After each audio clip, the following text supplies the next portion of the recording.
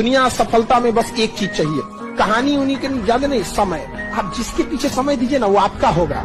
अभी जो आपका है ना उसके पीछे समय दिए हैं,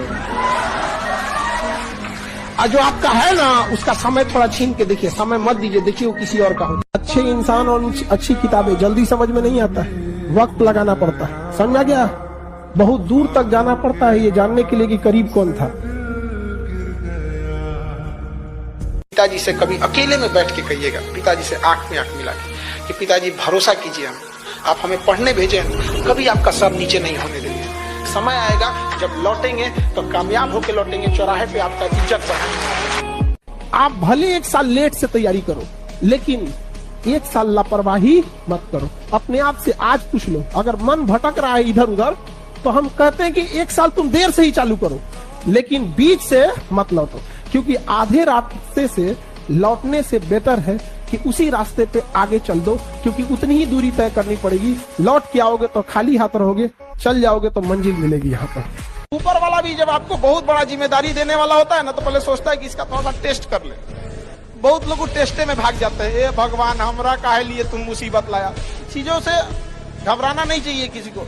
जिसके जिसके जीवन में कठिनाई आ रही है, आप समझिए कि आप एक सही रास्ते पे जा रहे हैं, क्योंकि वही रास्ता सफलता का है। और अगर आपके जीवन में कठिनाई नहीं आ रही है, आप गलत रास्ते पे हैं, क्योंकि सफलता का रास्ता बहुत कठिन होता है।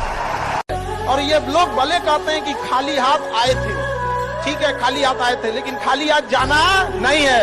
इस देश का ऋण चुका के जाना है, समाज को कुछ दे के जाना है, एक अच्छे सिद्धांत, अच्छे कर्म को दे के जाना है। क्या कोई कह सकता है कि अब्दुल कलाम खाली हाथ गए थे? नहीं खाली हाथ गए थे। विवेकानंद खाली हाथ गए थे?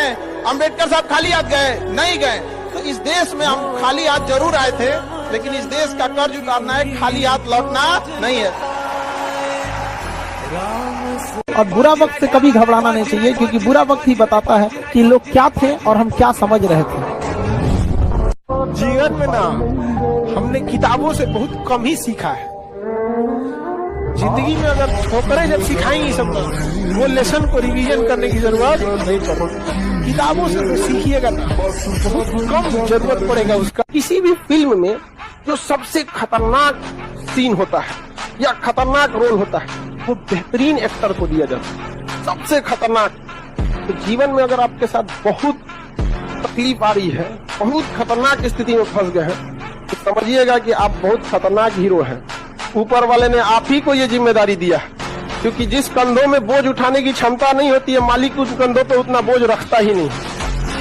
हमेशा एक चीज हम इसलिए आप लोगों को हमेशा समझाते हैं, पढ़ लिख कर इतना काबिल बने कि लड़की भले रिजेक्ट कर दे, लेकिन उसका बाप सेलेक्ट कर ले।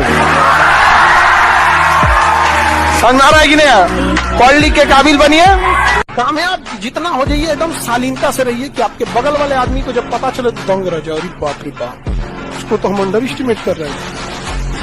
हथियार से एक आदमी की जान जा सकती है, हाँ। कलम से बहुत ताकत होता है। शिक्षा एक ऐसा हथियार है ना, हर कुरीतियों से लड़ सकता है, हर तरह की समस्याओं से। और ये एक ऐसा हथियार है, मेटल डिटेक्टर में भी नहीं पकड़ाता है। बस